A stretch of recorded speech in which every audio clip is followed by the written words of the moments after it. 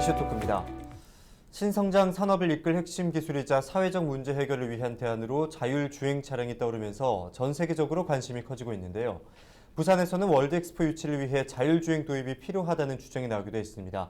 미래 모빌리티의 화두인 자율주행 차량 기술의 현 주소와 함께 앞으로 부산은 어떻게 대응해 나가야 할지 이야기 나누겠습니다. 이번 시간 한국폴리텍대학 부산 캠퍼스 자동차과 김용현 교수와 함께합니다. 어서 오시죠. 안녕하세요. 운전자의 개입이 없이 스스로 운행하는 차량을 자율주행 자동차라고 하잖아요. 이 자율주행의 단계는 어떻게 되는지 또 기존 차량과의 어떤 차이점이 있는지 설명 부탁드립니다. 자율주행 단계는 5단계로 분류가 됩니다. 예. 간단하게 말씀드리면 1, 2단계는 운전자가 핸들에 손을 잡고 있어야 됩니다. 3단계부터는 핸들에서 이제 손을 뗄 수 있는 것이고요. 예. 최종적으로 5단계에서는 운전자가 목적지만 입력하면 알아서 핸들링이 되고 가감속이 되면서 이제 도착할 수 있는 궁극적인 완전 자율주행 자동차의 단계라고 볼 수 있죠. 따라서 이렇게 되기 위해서는 그 통신이 굉장히 중요합니다. 예전 차는 나만 운전을 잘하면 됐었던 시절이었습니다. 근데 이제 자율주행으로 도로를 주행하다 보면 앞차, 옆차, 뒷차와의 간격이 일정하게 유지가 돼야 되겠죠. 그래야지 이제 사고가 발생되지 않으니까요. 그쵸. 그래서 상대 차들과의 통신도 중요하고요. 또한 주행을 하다 보면 신호등도 있고요. 또 뭐 과속 카메라도 있겠죠. 그리고 급커브 구간 이런 도로에 여러 가지 정보들이 있습니다. 이런 정보들과도 서로 통신을 해야 되기 때문에 이러한 통신에 대한 개념이 기존 차보다는 많이 더 중요해진다고 볼 수 있습니다. 예. 5단계 가운데서도 핸들을 떼는 3단계부터가 진정한 의미의 자율주행이 아닌가 이런 생각도 드는데요. 맞습니다. 자율주행은 미래 신성장 산업으로 각광을 받으면서 현재 기술 개발이 활발하게 이루어지고 있는 상태입니다. 자율주행 자동차 관련 주요 기술들은 어떤 것들이 있고 현재는 기술 개발이 어느 정도 단계까지 와 있는지도 궁금합니다. 사람을 빗대어서 생각을 해볼게요. 예. 우리가 이렇게 걸어가다가 앞에 장애물이 있습니다. 그러면 이제 눈으로 보겠죠, 장애물을. 그러면 이 장애물이 뭔지 뇌에서 인식을 하게 되는 거고요. 그러면 뇌의 판단에 의해서 몸이 움직여서 피합니다. 자율주행 자동차도 이거랑 동일하죠. 예. 자율주행 자동차에서 주행을 하다가 바로 사람의 눈과 같이 장애물을 인식할 수 있는 게 카메라, 라이다, 레이다 이런 그 부품들이 있습니다. 이런 부품들에 의해서 장애물이 이제 받아들여지게 되면은 인간의 뇌에 해당하는 그 컴퓨터, 인공지능 시스템에 의해서 이것이 차인지 사람인지를 구분합니다. 또 이 신호가 차로 들어가게 되면요, 차는 자동으로 그 핸들을 틀거나 가감속을 해서 회피하게 되는 기술들이 이제 이렇게 들어오게 되는 것이죠. 예. 그래서 이제 이런 그 시스템들이 이제 점차 융복합적으로 이제 발전하면서 이제 자율주행 자동차로 이제 들어오는 것이고요. 우리가 그 기존에는 그 이런 시스템이 없었던 내연기관에서는 이런 것들의 다량의 정보를 처리해낼 수 있는 시스템이 불필요했습니다. 예. 근데 지금은 이제 그런 시스템들이 굉장히 또 필요하게 됐고 각광받고 있는데 이러한 기술들의 가장 세계적으로 앞서가는 나라가 독일과 미국입니다. 우리의 기술력은 이 나라에 비해서 한 5년 정도 뒤처져 있어요. 예, 꽤 많이 뒤쳐져 있군요. 네. 근데 이게 그 과거에는 이제 그 어떤 기계 산업 같은 경우 5년 정도라고 하면 뭐 단순히 간단하게 생각할지 모르겠지만 이 자율주행 자동차 시장에서는 기술의 변화 속도가 굉장히 빠르기 때문에 사실 5년 뒤쳐진 것은 그 굉장히 많이 뒤쳐진 거라고 볼 수 있습니다. 예. 특히나 여기 이제 핵심적인 기술이라고 할 수 있는 방금 말씀드린 뇌에 해당하는 판단해내는 이 소프트웨어 기술은요, 국산화율이 한 38%밖에 안 됩니다. 예. 또 이런 것을 이제 우리 컴퓨터 칩 만들어야 되겠죠. 그러한 이제 반도체 칩, 이 하드웨어는 국내에서는 아직까지 만들 수 있는 기술력이 되지 않습니다. 예. 그러니까 이제 이런 부분에 있어서도 우리가 굉장히 그 핵심적인 부품을 만들어내는 부분에 있어서는 굉장히 뒤떨어져 있다고 볼 수 있는 것입니다. 예. 국내 기술 개발 현황에 대해서 말씀을 해주셨는데 그렇다면 이번에는 자율주행 사례에 대해서도 한번 짚어보도록 하겠습니다. 과거에는 자율주행 차량을 영화 속에서만 볼 수 있었지만 시장이 급격하게 성장을 하면서 요즘에는 곳곳에서 활용이 되기도 하는데요. 국내외 자율주행 사례에 대해서도 말씀해 주시죠. 재밌는 사례가 있는데요. 예. 우리 요즘 배달 음식을 잘 시켜 먹지 않습니까? 그쵸. 그래서 올해 그 자율주행 배달 로봇이 나왔습니다. 예. 사실 이 기술은 자율주행 자동차에서 썼던 기술을 응용해서 들어온 것이죠. 그래서 이제 뉴비라고 해가지고요. 올해 이제 하반기에 이제 출시될 예정인데요.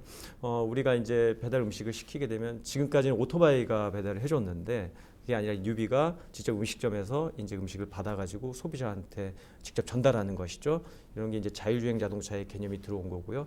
또 하나는 주목할 만한 게 이런 기술이 선박에까지 들어왔습니다. 예. 그래서 이제 선박에서도 자율주행 개념이 이제 들어왔고요. 그래서 올해 그 현대중공업에서 이 자율주행 선박을 시연해냈습니다. 한 10km 정도 해상에서 이제 자율스럽게 이제 운행이 됐었고요. 예. 그래서 이제 자율주행 산업이 비단 자동차뿐만 아니고 해상과 그다음에 우리 배달 서비스 산업 그리고 앞으로도 어느 분야로 확장될지는 이제 우리가 조금 지켜보는 그 좀 재미가 좀 있다고 봐도 되겠습니다. 예.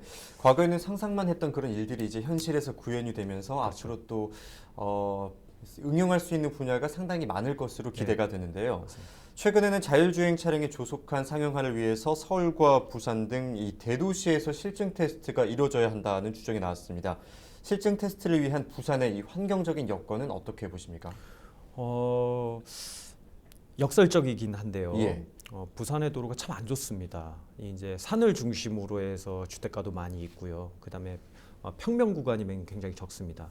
항구 도시답게 여기가 이제 지리적 조건에 대한 제약도 굉장히 많이 있습니다. 예. 사실 그렇기 때문에 이런 악조건 속에서 자율주행 자동차의 다양한 그 테스트를 할 수 있는 어떤 구간이 마련됐다라고 볼 수도 있습니다. 그래서 만들어내고 테스트하는 과정에서는 우리나라 그 어떤 그 지역보다 가장 좋은 여건을 갖고 있다라고 또 볼 수도 있고요. 예. 또 한 가지는 당위성에 대해서 좀 말씀드리고 싶어요. 예. 그러니까 부산시가 역대 어느 시보다 초고령 사회로 빨리 진입했습니다. 그렇죠. 나이 드신 분들이 많이 있기 때문에 사실 운전을 하다가 인지 능력이라든지 반사 능력이 젊은 사람보다는 좀 떨어지죠. 예. 그러니까 이제 자동차 사고라든지 이런 부분에 고연령층에서 많이 발생할 수밖에 없는데 이런 데서 이제 자율주행 시스템이 들어오게 되면 또 그 운전자를 보호할 수 있고 보행자도 보호할 수 있고 이런 당위성 측면에서는 이런 환경적인 조성에서도 빨리 안착을 시켜야 된다라는 그런 어떤 환경이 만들어지지 않았나 이런 생각이 듭니다. 예. 자동차의 등장은 이 도시 환경에 상당한 변화를 가져왔습니다. 자율주행차 역시 상용화되고 대중화되면서 도시 공간에 영향을 미칠 것으로 보이는데요. 네. 자율주행 차량이 도입이 된다면 네. 도시에는 어떤 변화를 가져올 것으로 예상하십니까? 궁극적으로 생각을 해보면 이제 좀 넓게 확장해서 얘기해 보겠습니다. 예. 제가 아침에 일어나서 자율주행 자동차 시대가 됐습니다. 그러면은 제가 문을 열고 나가면 자율주행 자동차가 대기에 있습니다. 제 차가 아니에요. 예. 제 차가 아닙니다. 그러면 저는 그걸 타면 이제 그 안에서 책도 볼 수 있고요. 그 다음에 오락도 할 수 있습니다. 그럼 이런 산업이 이제 발달할 수 있겠죠. 그 내부에서는 뭐 엔터테인먼트 산업 그쵸. 안에서 영화도 볼 수 있고요. 그렇죠. 근데 주행을 하다 보니까 이제 신호등이 없습니다. 진정한 자율주행 사회에서는 신호등이 없습니다. 예. 왜냐하면 제가 앞서 말씀드렸다시피 차와 차가 서로 통신을 합니다.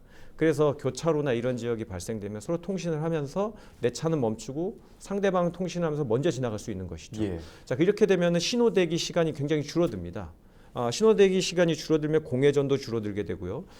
또한 그 앞에 그 목적지를 설정해 놓으면 목적지에 맞게 내가 부드럽게 주행이 되기 때문에 불필요한 가감속이 사라집니다. 예. 그러면은 배출가스도 줄어들 수 있겠죠. 예. 그러면 도시 환경도 개선될 수가 있겠죠. 네, 그런 여러 가지 이제 긍정적인 측면이 있습니다. 예. 말씀하셨듯이 공회전 수도 줄어들고 배출가스도 줄어드는 만큼 환경적인 측면이나 또 여러 가지 선순환이 계속해서 이어질 네. 수 있을 것 같다 네. 이런 예상이 되는데요. 자율주행이 도입이 된다면 신산업을 창출하는 등 다른 산업에까지 미칠 파급적인 효과가 기대가 되고 있습니다. 네. 경제나 보험 그리고 네. 부동산뿐만 아니라 네. 기존 자동차 산업에도 큰 변화가 있을 것 같은데요. 네. 자율주행 자동차가 기존 자동차 산업 시장에 미칠 영향은 어느 정도로 보십니까? 예를 하나 들어보겠습니다. 앵커님, 우리 그 차를 만약에 앵커님 구입하신다면 예. 지금 단계에서 언제쯤 계약하신다면 언제쯤 차를 받아보실 수 있을까요? 요즘에는 또 대기 시간이 길다 보니까 꽤 그렇죠. 오랜 시간이 소요가 되더라고요. 평균 6개월 이상 잡아야 예. 됩니다. 그 이유가 차 안에 들어가는 반도체 수급이 문제였습니다. 예. 근데 이게 자율주행 자동차로 들어가게 되면 차 자체가 구조가 굉장히 심플해집니다. 뭐 예전에 엔진을 썼던 게 배터리나 모터를 쓰게 되고요. 그 다음 중요한 게 바로 이 반도체입니다. 예. 이 반도체나 특히 이 배터리 같은 핵심 부품은요, 기존의 자동차 회사에서 만들어낼 수가 없습니다. 왜 이 말씀을 드리냐면 기존의 자동차 회사는 자동차 대기업을 중심으로 해서 산업을 좌지우지했습니다. 예. 한데 이게 자율주행 자동차 산업으로 바뀌어가면서 반도체 회사라든지요, 또 배터리 회사라든지 이 모터를 제조하는 생산하는 회사들이 서로 수평적인 구조로 바뀌어갑니다. 예. 그래서 이제는 그 자동차 대기업 중심의 어떤 산업 구조가 아니고 이러한 그 부품 핵심적인 부품을 생산해내는 이 부품과 수평적인 대등적인 관계를 유지하기 때문에 이런 부분에서 가장 크게 변한다고 보시면 되겠습니다. 예. 또 하나는 앞서 말씀드렸다시피 이제 내가 문을 열고 나가서 차를 탈 때 내 차가 아닌 공유의 개념의 이제 차가 등장하면서 이런 차량을 이제 서비스하는 플랫폼 기업들, 예를 들어 보면은 우리가 이제 카카오 택시라든지요. 그렇게 이제 우리가 택시를 중간에서 플랫폼으로 소비자에게 연결해 주는 이런 플랫폼 기업의 서비스 기업이 더 확장될 예정입니다. 예. 핵심적인 부품 기술을 중심으로 과거에는 대기업 중심에서 탈피를 해서 이제는 수평적인 관계로 그렇죠. 바뀌었다 이렇게 설명을 해주셨는데 자율주행 차량에는 탑승자의 안전을 위해서 여러 가지 장치와 시스템이 구성되어 있지만 사고를 완벽하게 피할 수는 없잖아요. 네. 현재 실제로 미국과 일본에서는 자율주행 관련 사고가 잇따랐는데요. 네. 사고를 막을 방법은 없습니까? 있습니다. 예. 있습니다. 전 세계에 있는 모든 자동차가 자율형 자동차화 되면 됩니다. 예. 그리고 모든 도로에 우리가 통신이 가능할 수 있는 시스템이 다 깔리면 됩니다. 제가 이렇게 말씀드렸는데 이게 가능할까요? 다시 반문해 보면 불가능하다고 볼 수 있습니다. 예.